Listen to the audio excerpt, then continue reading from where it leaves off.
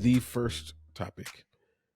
This is a good one, and for anybody that doesn't know, like Frankie comes up with most of these topics, and I don't know where he's pulling these things from, but they're all like dope I'd things rather to not talk say. about.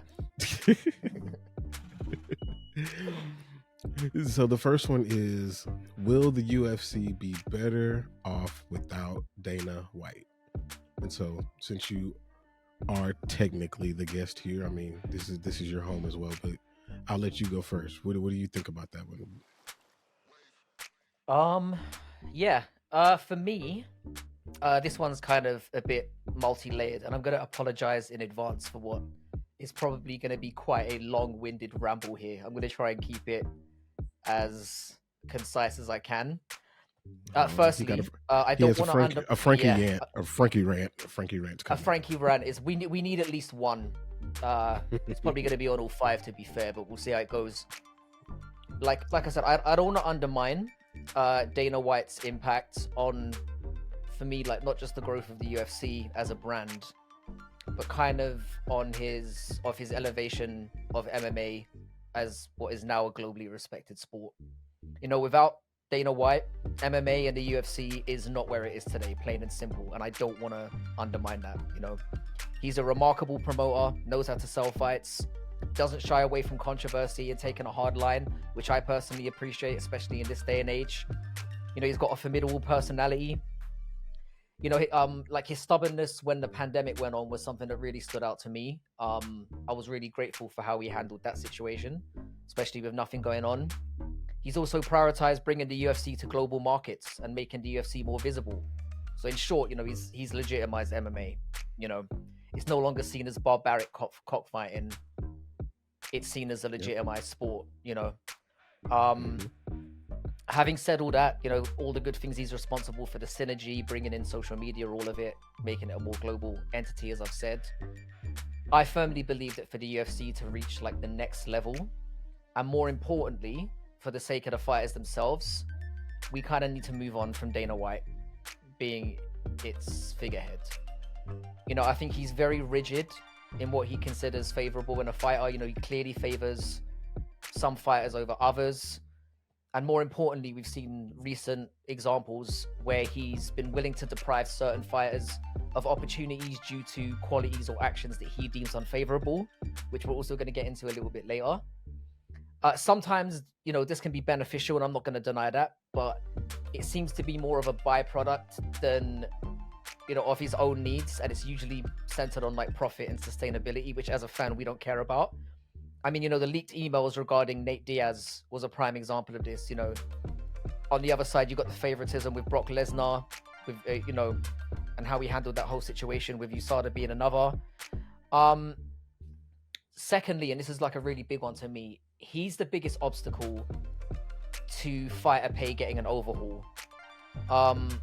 His views on how fighters should be paid is archaic, and in many ways, it's just straight up exploitative. He's been the biggest opponent for unionization, and a move to bringing towards like or a variant of the Ali Act into MMA. And also, finally, I think when we discussed this briefly in a topic we did before, he's somebody who is a direct obstacle to the UFC potentially cross-promoting and getting the sport to a stage where it can be globally and openly competitive. He's burned a load of bridges. He's got a few personal skeletons as well. The mafia ties, allegedly. I'm going to say allegedly. The domestic violence thing that happened last year. Yeah. Now, personally, I don't think that should. You know how I feel about cancel culture. I think it's, disgraceful. But yeah. The whole thing with slap as well, slap fighting, is just a cherry on the cake for me. He's clearly got his eyes off the ball at the moment. You know how much I love slap fight. The way he used fighters for the UFC promotion, 300 promotion as well, was gross to me as well. I just think he's gone off the boil lately, and he's lost touch with what fans want, and more importantly, what the fighters need and deserve. And so for that reason, I think the UFC needs to move on from him and get new leadership and a new figurehead. Yeah, this one was tough for me because of all the things that you mentioned, as far as like what he brings to the table, what he brought to the table, what he means to the UFC. I mean, and and I've stated this before, and I think that all can agree he is the face of the UFC. He always has been. And so, with that being the case, it's hard to envision a world where he's not the person that is leading the charge when it comes to anything related to the UFC. That being said, I do agree that the UFC actually would be more legitimized as a league, as a sport, once he departs. Now, I don't anticipate that being anytime soon because of all the things that you said about his personality, him being stubborn, him, having a one-track mind and having a direction and a belief that things should go this way or that. Those are the very reasons that I think that he doesn't go anywhere. But I think that the UFC would be more legitimized as a league if he were to depart because of the people who would take his place. Hunter Campbell, I believe, would be the person that would be probably at the forefront of taking this place.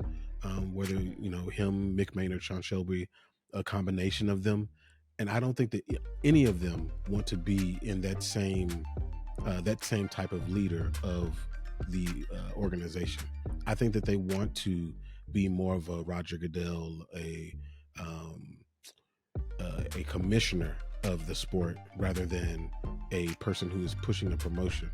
So I do think it would be better off, just for that, and because of that, that will trickle down into all the different areas. They'll be able to unionize the fighters. They'll be able to negotiate for better pay and better benefits of that nature. But while Dana is there, it's not going to happen. And it'll be unfortunate. There'll be some losses from a visual standpoint, and visibility standpoint, when it comes to how he is viewed by the public. But I think that in the long run, it actually would be better. It's just Dana's a stepping stone to creating a actual league for the sport. So I agree with you. Yeah, I will add one little thing to that as well. I think one issue as well is that it's what you brought up about replacing him. Some of the issues that we've talked about and the obstacles are kind of systemic as well, and we've got no guarantee that replacing Dana White is that we're gonna get somebody who's gonna put these issues first.